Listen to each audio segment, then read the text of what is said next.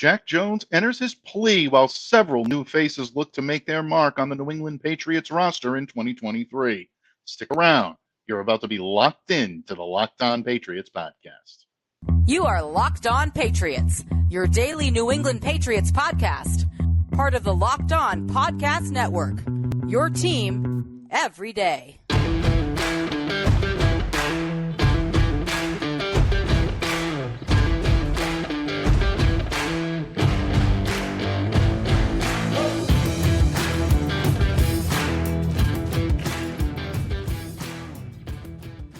Hello to all of you Foxborough faithful. Welcome to the pod. We are a proud part of the Locked On Podcast Network, your team every day. So subscribe or follow for free on YouTube or wherever you listen to podcasts to get the latest episode as soon as it's available. I am your host, Mike Debate, and I cover your New England Patriots for Patriots Country of Sports Illustrated. So reach out to me and let me know what's on your mind on Twitter at MDABATENFL. And while you're out there showing some love to the Twitterverse, please be sure to follow the Locked On Patriots account as well at LO_Patriots. Today's episode brought to you by FanDuel Sportsbook, official sportsbook of the NFL. Make every moment more. Visit FanDuel.com/LockedOn today to get started. And Patriots fans, thank you all so much for joining me here today. A special shout out to all of you Locked On Everydayers out there. Those of you who make Locked On Patriots possible, my unending appreciation to you. I'm always honored and always humbled by your support. And Pats fans, yesterday here on the pod, we were hoping to bring you Mailbag Monday with our good friend, the Count of Murphy Fisto himself, Thomas Murphy of E2G Sports. Well, Murph and I did indeed answer three great questions from our longtime listeners and supporters, Paul Peters, Joel Shapiro, and Miguel the Pats Cap Benzon. The audio file, unfortunately, did not agree with us. It was in rough shape. I'm still working through that, but fear not. Rest assured that Murph and I will be coming to you as soon as possible, so keep a sharp eye out on YouTube and wherever you get your podcasts for a delayed edition of Mailbag Monday. And I think you'll find that everything that Murph and I talked about is still pretty relevant in Patriots land. But today on the pod, the Countess of Clare herself, Miss Clare, ClazzyClare Cooper, joins. We will be talking new additions and their impact on the Patriots roster. Specifically, we're going to talk about three of the big new acquisitions: tight end Mike Gesicki, wide receiver JuJu Smith-Schuster, and rookie cornerback Christian Gonzalez. All three of these players have the chance to make a big impression at their respective positions.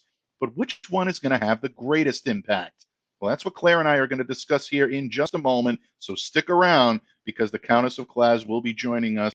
But first, just wanted to bring you the very latest and up to speed regarding the situation surrounding Patriots cornerback Jack Jones, who, as most of you, if not all of you know, was arrested at Boston's Logan Airport on Friday evening for attempting to bring two loaded firearms onto an airplane. The Massachusetts State Police said that they were called to TSA security checkpoint in Terminal B of Logan Airport at approximately 5:30 p.m. on Friday evening. That was after two firearms were found in a traveler's carry-on luggage. That traveler was later identified as Pats cornerback Jack Jones. Now, Jack is facing several charges, including possession of a concealed weapon in a secure area of an airport, possession of ammunition without a firearm identification card, unlawful possession of a firearm, carrying a loaded firearm, and possession of a large capacity feeding device. Jones was booked at the State Police Logan Airport Barracks, and he was arraigned at East Boston District Court on Tuesday morning. And understandably, Jack did not have any specific statement that he made himself to the media on Tuesday morning, but his attorney said, quote, "The facts of this case are that they found two guns in a carry-on bag that they said was his. He had no intention of bringing any guns into Logan Airport that day. I expect that the evidence is going to show that he had no knowledge of what was going on." So, folks, there you have it. That is the latest coming out from the Jones camp from his attorney. The Jones posted bail at $30,000. He's set to once again appear in court on August 18th. At this time, the Patriots have offered only the following statement as their only public commentary on the situation, and this was issued on Friday evening. Quote, "We have been notified that Jack Jones was arrested at Logan Airport earlier today," meaning Friday, We are in the process of gathering more information and will not be commenting further at this time. Now, as you can imagine, the situation is convoluted. It's been harrowing enough for Jones on his own, but the ramifications of these charges and the legal impact that it could have on his life may also place his NFL future in doubt for quite some time. And this comes directly from a spokesperson for the Suffolk District Attorney Kevin R. Hayden's office, who spoke with the Boston Globe yesterday. His name, James Borghesani. And he said, quote, if he were convicted and sentenced consecutively on each charge, he'd face more than 30 years in prison. Now, folks, it is very important and vital to remember that all of this is speculative at this point. And tomorrow here on the pod, our good friend, host emeritus here on Locked On Patriots, and also former attorney Mark Schofield will be joining us here. He's going to enlighten us a bit further on what Jones may be facing from a legal standpoint.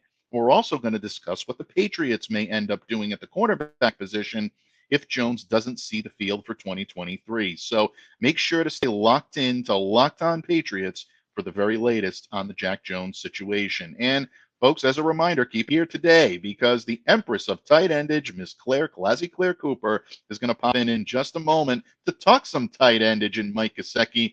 We're also going to talk a little Christian Gonzalez and JuJu Smith-Schuster when this episode of the Locked On Patriots podcast continues. But first, folks, today's episode is brought to you by our good friends at FanDuel Sportsbook. Baseball season is in full swing, and there's no better place to get in on the action than FanDuel, America's #1 sports book. Because right now, new customers get a no-sweat first bet up to $1,000. That's up to $1,000 back in bonus bets if your first bet doesn't win. Just go to FanDuel.com/lockedon to join today. Your favorite team from Fenway did a great job in mopping up the floor with some pinstripes over the weekend, and they might be getting themselves back in the hunt. So don't miss your chance to snag a no-sweat first bet up to $1,000 when you join FanDuel today. Just go to FanDuel.com/lockedon to sign up. FanDuel, official partner of Major League Baseball. Patriots fans, thank you once again for making Locked On Patriots a daily part of your New England Patriots coverage. After all, we are a proud part of the Locked On Podcast Network, your team every day.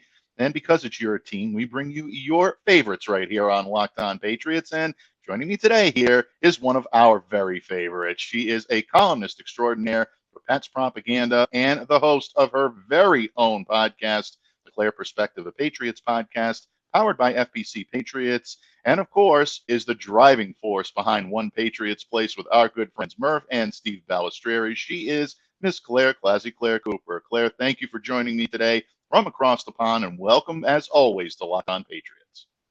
No, well, thank you for having me back. So it's always good fun to come over onto the Locked On studios. Absolutely, and we always enjoy having you. And folks, in case you were wondering, yes, we will be extracting some clairvoyance today from Clare's appearance. A lot of new faces in New England, some veterans, some free agents, and some rookies. And we're going to talk about the impact of those rookies here today. And Clare, we'll start with a subject very near and dear to your heart. Coming into this segment, I tease that one of the Patriots' free agent acquisitions may be worth a lot more than he's about to be paid this season. He's showing it already on the field, folks. In the practice times that we've seen him available, this guy is a true standout. And I'm talking tight end Mike Gesicki. Now, Clare, I'm not telling you anything you don't already know. You've been on the Mike Gesicki bandwagon pretty much since he signed on the dotted line. He's everything you want in a pass-catching tight end without any question. Sizable red zone presence, availability in the slot, and really, I think, ability to be a very formidable receiver for Mac Jones. But there's more to Gesicki than meets the eye. There's a lot more under the surface that I think fans are going to see a lot of this year. But if we're being honest, I think fans may be a little reticent to fall in love with Gesicki the way you have, because a lot of people are seeing the one-year contract and they're saying, okay, well, he's going to play himself into a major contract, and the Patriots may not be willing to go that extra mile to keep him in Foxborough. I'm of the ilk that if he plays well enough, you're going to see a lot more of him in Foxborough. But I leave it to you. You are the tight endage expert here on Locked On Patriots. We do not call you the Empress of tight endage for no reason. You have a wisdom and counsel in this field that is beyond anything that we normally have here on Locked On Patriots. So when you look at Mike Gesicki, what he's making this year, what he brings to the table, is he playing his way into a potential contract extension this year with the Pats? Well, I think first off, you're giving me way too much credit here, Mike. I mean, I do appreciate it, and all the kind of tight end nicknames. I do obviously adore, and it is great. But no, you're quite right. As soon as it was said that Gesicki was coming over to the Patriots, I did get quite excited because, like you said, he brings something that they haven't had for kind of a while, really. And although yes, he's not a blocking tight end, and he makes no bones about it. And I know people have complained about him not being a blocking tight end, but he isn't. He hasn't put it on his label type thing. He doesn't pretend to be that sort of thing. So he is going to be, hopefully, as people like to say, a weapon. So yeah, red zone weapon, red zone target, contested catches, that kind of thing. So hopefully he's going to be something special. And yeah, as you alluded to in regard to the 1-year contract, I think there's sort of two ways to look at this, because the initial thing is, were the Patriots a little bit sort of once bitten, twice shy in regards to giving out these big tight ended contracts, because the JuJu Smith thing may have left a bit of a bitter taste in their mouth, and of no fault of either party. I'm not going to really criticize either now. We've talked about this at length anyway, so there's no real need to go into it. But yeah, he had a big contract and it sort of didn't work out. So rather than make that mistake again, I think they have sort of erred on the side of caution when it came to Gesicki. And he's been in the league a while. You know, he's not getting any younger, and he's had some injuries, and his production dropped off at the Finns. We know why. We know that they moved the offense away from utilizing his skill set. So there's a few reasons to look at it as why he hasn't been given a sort of a big contract. But what came out of OTAs and minicamp was very, very positive when it came to this particular tight end. I think both of them, in all fairness, in regards to Hunter Henry as well. But it was said that he was working very well with Mac Jones. He seems to have integrated very well in the team, and he was taking a lot of reps. Now, I know that people will say a lot of reps was because there wasn't that much wide receiver presence there, shall we say. So it was a case of he had to, but he was seen as being, you know, good in the offense. There's been also off the field, he seems to have merged quite well in regards to the team. I understand that, you know, he sounds like he's quite buddy with Hunter Henry and Mac Jones. I think he went to the Taylor Swift concert with Mac and Henry. I think it was both, one or both. So you've already got the dynamic of comfort, familiarity, and sort of team building, which is something that you enjoy seeing. And to see it so quickly after he signed from a divisional rival as well, I thought that was sort of a nice thing to see, that he's already getting integrated. He's getting utilized quite considerably. Granted, it's only OTAs and minicamp, so I know that you've got to take it for what it is. There's no pads, that kind of thing. So, but he seemed to have been performing very well, touch wood, she says, because, you know, he's my favorite at the moment. With regards to his contract, as I said, maybe it was a bit of a once bitten, twice shy, or, you know, they were reserved because of what happened in regards to the Smith contract. And Hunter's contract was sort of, I know people were saying it was considerably high, considering, you know, his worth, if you like, to the team. I'm always going to argue his worth because I am a tight endage enthusiast, and I do believe that he did do really well, particularly in his first year. I think the second year was difficult on everyone in regards to the offense. It feels like people shouldn't really be judged, but again, something that's been gone over and something that's been talked about. So when you look at it in regards to only having 1 year, I don't think it was cause for concern. I think it was something that maybe was necessary, particularly because he was a veteran, particularly coming up to this draft class. That's something else that was interesting. Is I know the Patriots didn't select in the draft this year, knowing that, you know, there was a lot of tight endage skill set there. There was a lot of talent there, and they didn't pick up on it at all. It may be that when they signed Gesicki, they were considering who they were going to take in the draft in regards to tight end. So it may be that the 1 year contract was because perhaps they thought they would be set with maybe a new talent at the tight end spot, and maybe that didn't transpire. So they could even be thinking about what they're going to do now in regards to extending his contract. I don't know. That's purely speculation. I'm not reporting, by the way, just for, you know, just for the record there, folks. I'm not telling you something that's a good point. Anybody knows. But Yeah, a lot of it is going to see how he slots into the offense. It seems to be, as I said, Touchwood, it seems to be that he's working in well, but you don't know until they get out there, they get on the field in September and, under the Bill O'Brien offense. So at the moment, I'm not really concerned. I think if they see plenty from him, that they'll look at extending him before it comes to that, before there's an issue. Particularly because he seems to have slotted in very well in New England. As I said, there's lots of buddying with him and Hunt Henry. And I'm just enjoying it for what it is, really. I suppose maybe I'm being a little bit naive when it comes to the future of it, but I'm looking at it as in he gets on really well with Hunter. He's getting on well with Mac. He's working out well in OTAs and minicamp. I'm just really excited to see him play versus worrying about in a year if he's going to be a Patriot or not. And if he's not, then it might be that it didn't really work out in the offense.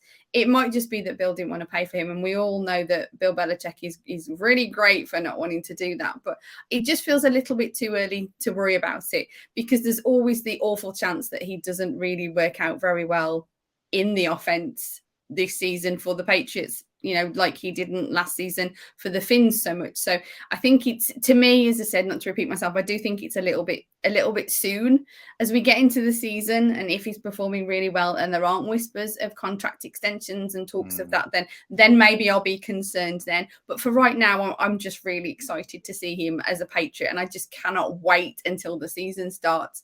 And for that, those Mike Gesicki touchdowns that we're going to hear, I'm very excited. I'm so glad that you mentioned a few things on there, and I do want to circle back, but I think that's a very level-headed approach, whether you're talking from an analyst standpoint, a media standpoint, or a fan standpoint, to really appreciate what that two tight end set is going to be able to do for the New England Patriots on the field this year is something that I'm looking forward to. And I know so many people, whether you're in the Patriots media realm or you're in fandom, want to see. It's something we haven't seen in quite a while, and for whatever reason, the tight endage tandem of Hunter Henry and JuJu Smith just never seemed to be able to live up to those expectations.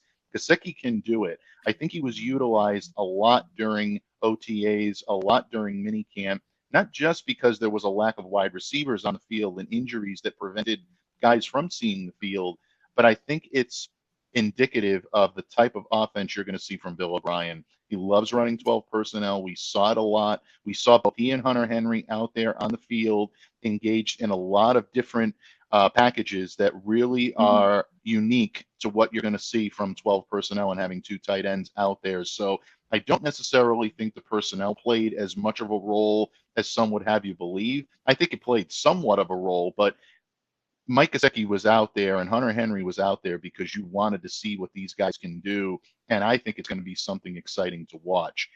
A point that I wanted to circle back on that I thought you made, which is an excellent one, is Mike Gesicki signing a one-year deal and what the Patriots did in terms of the NFL draft.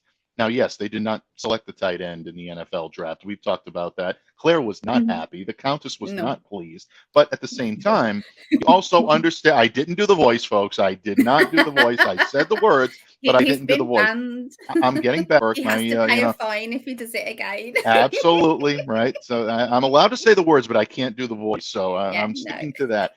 But in any case, we did see the Patriots pass on taking a tight end. And I know you weren't happy about that. A lot of us weren't. I was surprised because this was a tight end class that was so highly touted. You had to think the Patriots were going to dip into it at some point. Matt Gross said something very interesting upon the conclusion of the draft on Saturday during draft weekend. And he said, we were looking at tight ends, but those guys started coming off the board very quickly. You have to wonder if the Patriots did see one of their targets, if they would have made one of those choices instead of going with an offensive lineman or a defensive back or the other choices that they made in the later rounds in day 2 and in day 3. You have to wonder whether or not a tight end would have been in their plans, and that may have been one of the reasons why they took such a cautious approach with Mike Gesicki, because I still think Hunter Henry is going to get extended at some point this season. It's just the nature of his contract, the nature of the way he gets along with Mac, what he can do on the field. I think the Patriots are looking at him as a longer-term solution. If Gesicki plays the way we know he's capable of playing, Patriots may have their two-headed monster at tight end, and they might be able to have him, especially if he's enjoying himself. And by all accounts, he is. He likes playing with Mac Jones. Called him a really cool dude a number of times when we've spoken to him. in the media.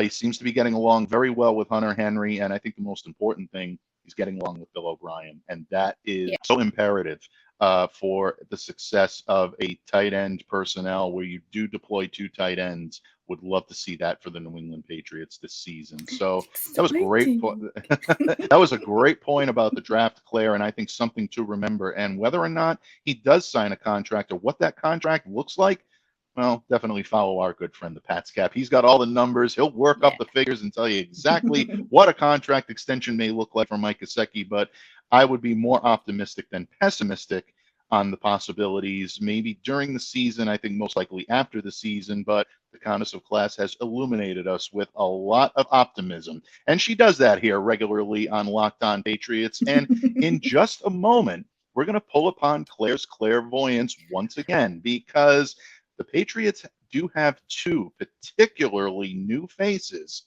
that are going to have the spotlight on them in terms of impact on the positions they play. We're going to talk a veteran wide receiver, and we're going to talk perhaps the most electrifying rookie in the Patriots locker room right now, JuJu Smith-Schuster, Christian Gonzalez. We're going to discuss that with Claire's clairvoyance when this episode of the Locked On Patriots podcast continues. Pats fans, thank you once again for making Locked On Patriots your first listen every day.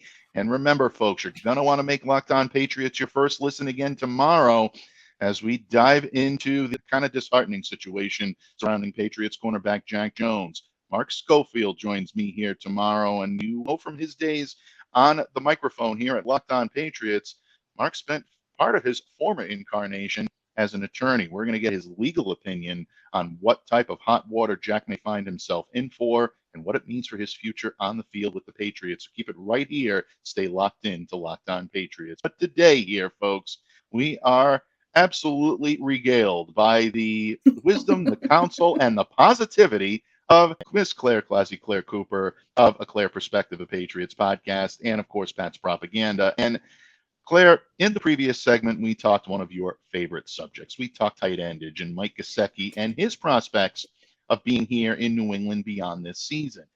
I think we all agree Mike's going to have a big impact on the tight endage room, at the very least for the New England Patriots. But the Pats brought in a number of new faces that I believe have the opportunity to make an impact this year. Christian Gonzalez may be the rookie with the highest expectations on him coming into 2023. It's a first-round draft pick. He's playing a position that so many Patriots greats have played so well here. It's a position that is very much linked to Coach Bill Belichick. People will tell you that Belichick, when he selects linebackers and cornerbacks, you know he's doing his due diligence.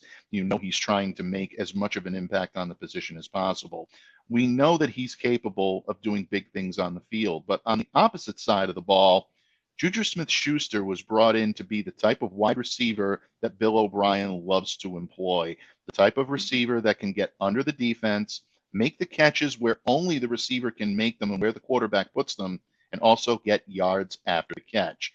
Each of these players is going to have a big-time impact on their position, but based on everything that's going on with the Patriots right now, Claire, and all of the news of the day surrounding wide receivers, surrounding the quarterbacks, in your infinite clairvoyance, in the tea leaves that you currently read right before we went on the air today, who do you believe is going to have the bigger impact this season for the New England Patriots? Is it going to be Christian Gonzalez on the corners, or is it going to be JuJu Smith-Schuster on the receivers? Well, I think we have to take a lot of logic, into it when we look at this, because it's still very early in the season. You still don't know how well JuJu Smith-Schuster is going to fit in.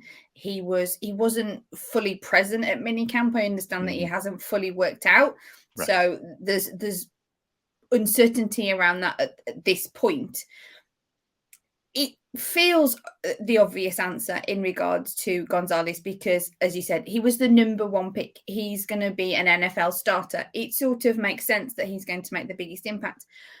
The defense seems to be so good at the moment. Now, as you alluded to before, there has been uncertainty in regards to Jack Jones because of his arrest, that kind of thing. And I know that you're going to discuss that with Mark at length. So I won't even really touch upon the subject much, other than, for example, if he is excluded from the team or if he is suspended, if he is out this season, whatever one of those, then all of a sudden the defense is looking a little bit different, even with the addition of Gonzalez. And I mean, the one thing that I found interesting when I looked at this in regard to that is Gonzalez is the biggest cornerback that the Patriots have on roster. He's also the youngest, but he is the largest target at 6'2".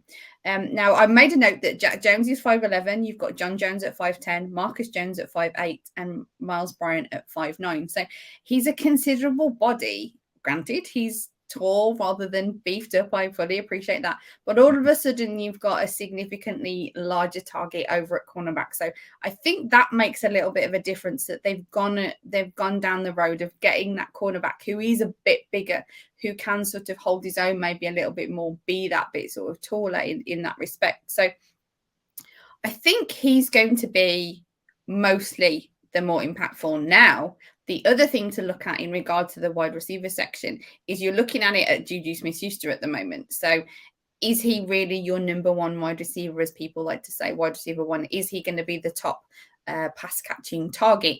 I think Mike Gesicki is probably going to be the top pass catching target, but that's another thing. And that's for an episode of A Clare Perspective if you guys have missed it.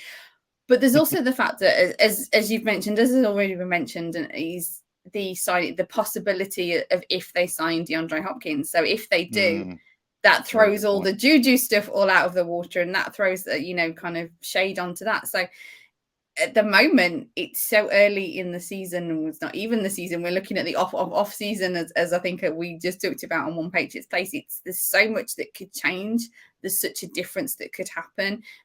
Is JuJu even going to start? I mean, don't get me wrong. Again, I'm not sort of trying to false report or anything. It's just from what was at minute, he wasn't really there. So, or he didn't really participate. Apologies. So what are we looking at when it comes to the season? We've still got plenty of time. So it may be that there's just some small niggles that they're just wanting to work through in regards to his physicality. So it may be that come September, it's a nothing of a nothingness, but we don't actually know at this point. So it's quite early to say who could really make the biggest impact. But I think if you look at it on paper and you look at it from just a pure logical perspective, it seems to be that it's going to be Gonzalez, because he's going to be such a starter.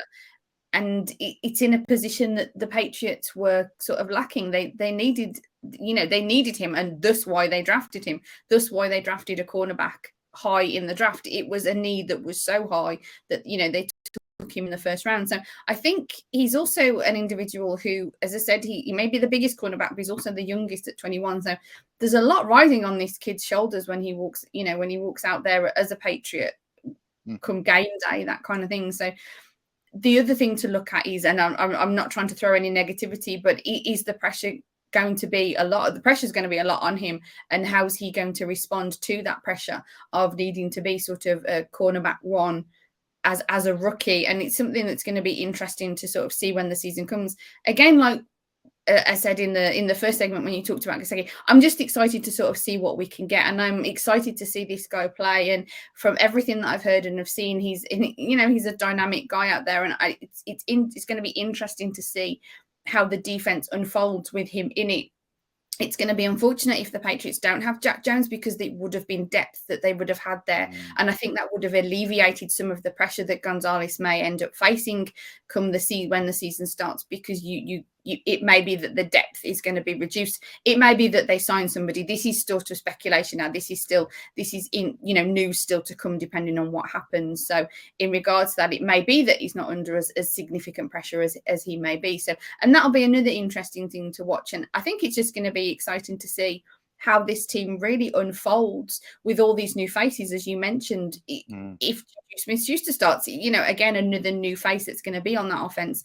Got a semi-new face in regards to the coordinator when it comes to Bill O'Brien, because I know he's not that new when it comes to New England, but it's something that's going to be exciting. So I think there's going to be a lot of individuals that make big impacts. But as I said, on paper at the moment, just looking at it, I think Gonzalez has to edge out JuJu just for the moment anyway.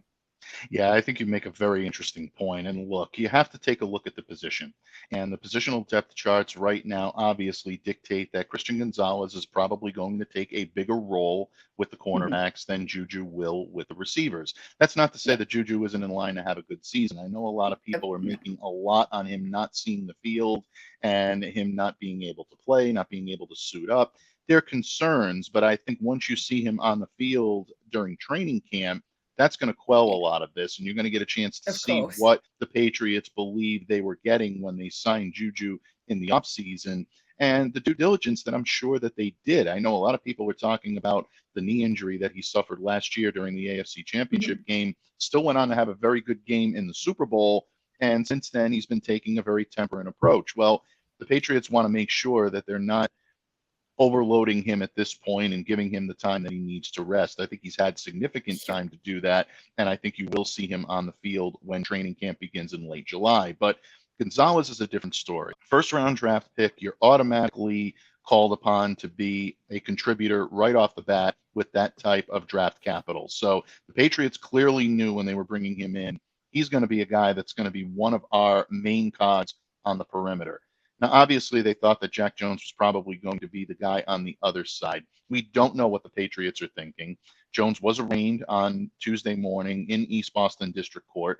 He's free on $30,000 bail. We don't know what the plans are for the Patriots in the future regarding him on this roster. So either assuming he is or he's not on the roster, I think is not truly indicative of the impact that Christian Gonzalez is going to have on the team this year. I think Right. he's going to be their number one corner, regardless of whether Jack is on this roster or not. It's just the way Sure. that things are worked out and the type of corner that he is. Christian is a shutdown corner. He's someone that's going to lock down his side of the field, whereas Jack is a little bit more of a ball hawk. He's going to go after the ball if he's on the field. So I agree with you. I think Gonzalez will be the more impactful in year one. Claire, it's always an honor, always a pleasure when you lend your clairvoyance, especially when I agree with that clairvoyance. No, I'm kidding, folks. No, we appreciate everything Claire has to say, whether I agree with it or not. If I don't agree with it, yeah, I would go with her, folks. She's a little bit more right than I am in most situations, and you'll see that the track record is definitely there. But we appreciate your wisdom and counsel as always, Countess. Before I let you go today, please let everyone know where they can find you, where they can absorb all of your great wisdom and counsel individually, whether it be written, whether it be on a microphone. What's coming next from the great voice and the great pen of ClazzyClare Cooper? Oh, well, thank you very much for the platform. As you probably guys know now, A Clare Perspective, a Patriots podcast from fullpresscoverage.com. I will still have an episode out. We're going into the off season now, so obviously the episodes tend to sort of stretch apart a little bit, but there should be one more soon, and then there'll be a couple of weeks, and then you'll find another one. So please keep your ears out for A Clare Perspective dropping in a few days. Pat's Propaganda, we're working behind the scenes at the moment, Pat's Propaganda. We haven't brought you a load of content recently, but we're working, as I said, behind the scenes to bring some new content when it comes to the new season. So keep a sharp ear and eye out for possibly some new stuff, Pat's Propaganda. So yeah, just keep a check out. And then, of course, I'm always mostly on One Patriots Place from the ETG Sports Network with my colleague, Thomas Murphy. So it's the off season. I'm dialing it back a little bit. You'll see a little bit less off me. I'm sure a few of you are quite relieved at that. But yeah, I'm still going to be around. So yeah, keep your eyes and ears on A Clare Perspective and patspropaganda.com. Absolutely. And Claire, we definitely will miss you in your absence, but you will be back here on the airwaves before you know it. And folks, like I said, please continue to stay locked into Locked On Patriots for the very latest on the Jack Jones situation. Mark Schofield joining me here tomorrow, and we won't just talk Jack. We're going to be talking Mac as in Jones as well. So a lot of Jones talk going on here tomorrow on Locked On Patriots. And of course, stay locked in for the rest of the week. It's some very big surprises for Locked On Patriots coming at you in the coming days. And folks, what can I say? All of you everydayers out there, continue to make Locked On Patriots possible. My unending appreciation to all of you. On behalf of the illustrious ClazzyClare Cooper, the Empress of Tight Endage herself, I'm Mike Debate. Stay safe, folks. Stay well. Be the change you wish to see in the world. Have a great day, everyone, and we'll see you back here again tomorrow on Locked On Patriots.